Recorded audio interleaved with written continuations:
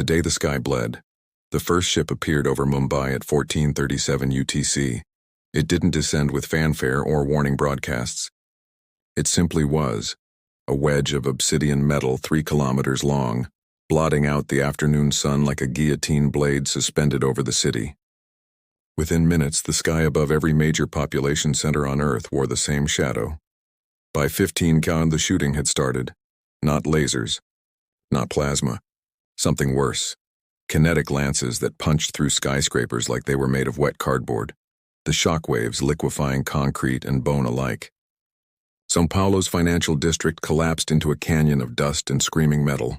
Tokyo's lights went dark as electromagnetic pulses rolled across the Pacific Rim in waves.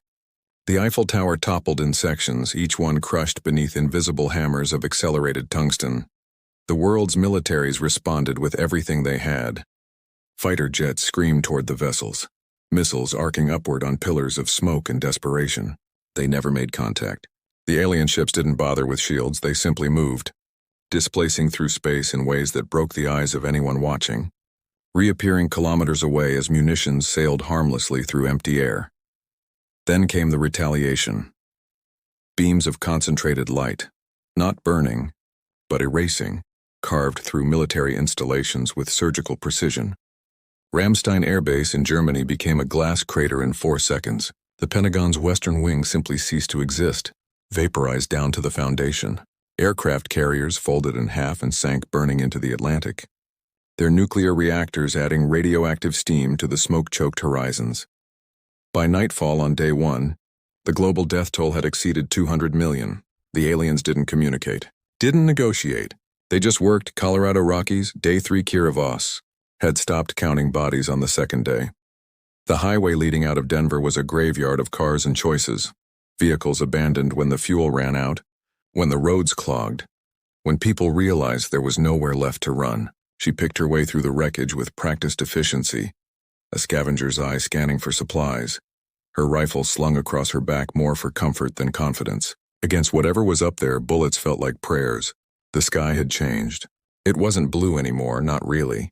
A haze of particulate matter hung in the upper atmosphere, backlit by the burning cities on the horizon, giving everything a sickly orange tint. The sun looked like a wound. Behind her, Marcus Chen moved with the fluid economy of a man who'd spent 20 years as a Marine raider.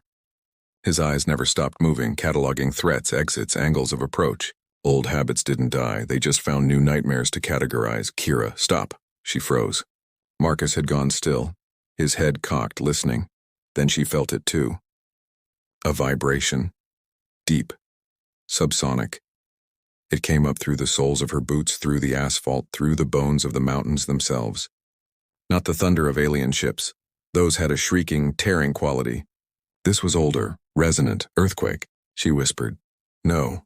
Marcus's jaw was tight. Wrong frequency. That's machinery. The sound grew. Not louder, deeper, as if something vast and patient was waking up beneath them, stretching after an impossibly long sleep. Kira felt her teeth vibrate, felt her lungs compress with each pulse. Then the mountain moved, not collapsed. Moved. A section of granite cliff face a half-mile to their north shifted, shedding centuries of dirt and pine trees like a man shrugging off a blanket. Fissures of light, not white. Not any color she had words for. Split the rock, and through those cracks, something that wasn't stone began to emerge.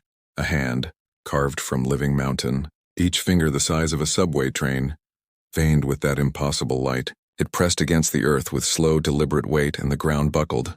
Trees older than nations toppled. The highway cracked open like an eggshell. Kira couldn't breathe. Couldn't think. Could only watch as the hand pushed, and more of the thing, the being, began to rise. A head emerged next.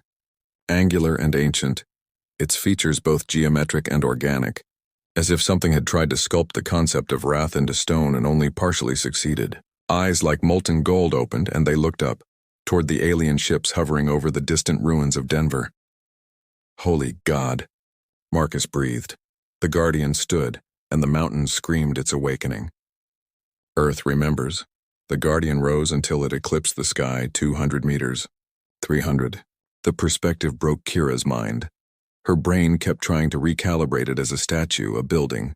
anything with a frame of reference that made sense. But this wasn't architecture. It was alive, in a way that transcended flesh or circuitry. Its body was layered stone and crystalline veins, moving with the fluid grace of water despite weighing thousands of tons. Where it stepped, the earth didn't crack. It yielded as if recognizing a returning master. Lichen and moss clung to its shoulders like ancient scarring. Its chest pulsed with that strange light, rhythmic, purposeful, a heartbeat made of geology. "We need to move," Marcus said, voice tight with control. "Now." But Kira couldn't. She was trapped in the gravity of the moment, watching as the Guardian turned its head, slowly, deliberately, scanning the horizon. Those molten eyes passed over them without pause, without recognition. They weren't looking for humans. They were looking for the wound, 12 miles east. Alien mining site designation, extraction point Theta, the KSTR. Carthek's drilling platform had been operational for 57 hours. It was a marvel of engineering, a floating city of metal and anti-gravity fields. Suspended 30 meters above the crater it had carved into what used to be the outskirts of Colorado Springs. Massive drill assemblies, each the size of an office building, punched into the Earth's crust with metronomic precision, extracting refined iridium compound ore by the megaton. The Cartheks didn't see it as invasion. Their word for it translated roughly to harvest. Worlds were resources. Life was an inconvenient variable to be cleared before extraction could begin efficiently. Mining overseer Jekthar stood on the observation platform, his chitinous limbs folded in satisfaction as readouts displayed optimal yield rates. The indigenous species had been more fragile than expected. Their military technology primitive, their resistance brief. Another 16 hours and the platform would achieve sufficient mass to... The alarm shrieked. Jekthar's sensory stalks snapped toward the western monitors. Seismic activity. Massive, impossible. The readings indicated something with the mass signature of a small mountain. Range was approaching at 17 kilometers per hour. Visual, he clicked. In the Carthek's command dialect, the holographic display flickered to life, and Jekthar felt his respiratory spiracles clench. Something was walking toward them. Through the smoke and ash haze. It came. A colossus of stone and light, each footfall registering as a magnitude 4.2 seismic event. The being moved with inexorable purpose, its body shedding dust clouds with each step. Its eyes fixed on the drilling platform with an intensity that transcended mere targeting calculation. "Deploy combat drones," Jekthar ordered, his voice sharp. "Full defensive array. Kinetic bombardment pattern Omega-7. The response was immediate. Ports along the platform's underbelly opened like metallic flowers, and a swarm of 400 combat drones poured forth. Sleek, angular machines bristling with the same weapons that had leveled Earth's capitals. They formed a geometric attack formation, a cloud of death that had shattered armies. The Guardian didn't slow. The drones opened fire. Kinetic rounds, hypersonic slugs designed to penetrate battleship armor, struck the Guardian's chest, shoulders, limbs. Each impact released energy equivalent to a cruise missile. The Guardian walked through them like rain. The tungsten rounds shattered against its stone hide, fragmenting into molten sparks that cascaded off its body without leaving marks. Energy weapons fared no better. Particle beams that could carve through reinforced steel simply diffused across its surface, absorbed into the crystalline matrix of its form like water into sand. The Guardian raised one arm. For a moment, it simply stood there, hand outstretched, fingers spread. Then the light inside its chest intensified, flowing up through its shoulder, down its arm, concentrating in its palm until that strange, nameless luminescence became almost solid. It pushed. Not physically. The air itself rippled, warped as a wave of force erupted from the Guardian's hand. A shockwave of pure telluric energy that expanded in a perfect hemisphere. When it hit the drone swarm, they didn't explode. The unmade drones disintegrated mid-flight, their molecular bonds simply ceasing to function, components falling as dust and smoking fragments. 400 war machines reduced to metallic rain in 3 seconds. The wave continued, slamming into the drilling platform's underside with a sound like a continent cracking. The anti-gravity fields flickered. Failed. The platform, 3 million tons of Carthek's engineering, dropped. Kira felt the impact from 12 miles away. The shock wave rolled across the foothills like a physical thing, flattening trees, shattering windows in abandoned homes, sending avalanches cascading down mountainsides. A mushroom cloud of dust and debris erupted where Colorado Springs had been, backlit by fires and the stuttering death glow of failing alien reactors. Jesus Christ, Marcus whispered, lowering his binoculars. It just ended them. But Kira wasn't watching the destruction. She was watching the Guardian. It had stopped. Was standing motionless in the settling dust, head bowed slightly as if listening.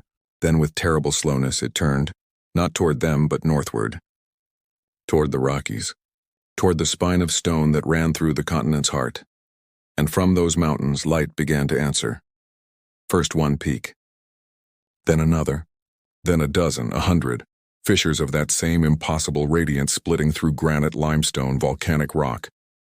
The entire range lit up like a circulatory system coming back online after eons of sleep. The Guardians were waking. All of them. Kira felt Marcus's hand grip her shoulder, felt him pull her toward the jeep they'd abandoned a half-mile back. She followed on autopilot, her mind unable to process the scale of what she was witnessing. Humanity hadn't saved Earth. Earth was saving itself, and they were just watching.